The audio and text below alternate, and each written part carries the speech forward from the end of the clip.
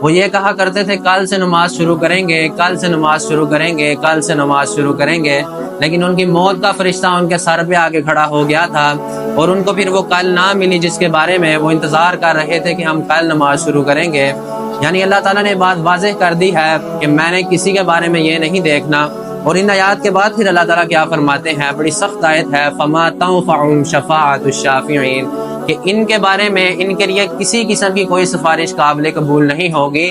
یعنی کہ جو ہمیں یہ بتایا جاتا ہے کہ آپ اللہ کے نبی حضرت محمد مصطفیٰ صلی اللہ علیہ وآلہ وسلم کے امتی ہیں، آپ تو سفارش ہو جائے گی، آپ جنت میں جائیں گے، آپ تو کسی صورت جہنم میں ہی نہیں جا سکتے۔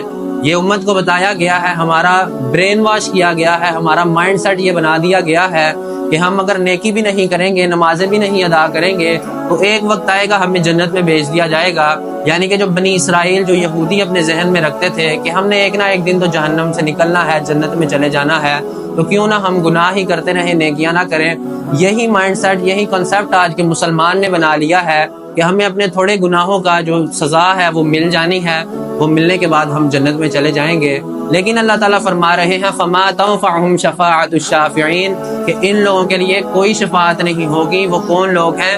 قَالُوا لَمْ نَكُ مِنَ الْمُصَلِّينَ، جو کہیں گے ہم نمازیں ادا نہیں تھے کیا کرتے۔ یعنی کہ اتنے سخت احکامات اللہ تعالیٰ نے قرآن مجید میں واضح کر دیے ہیں۔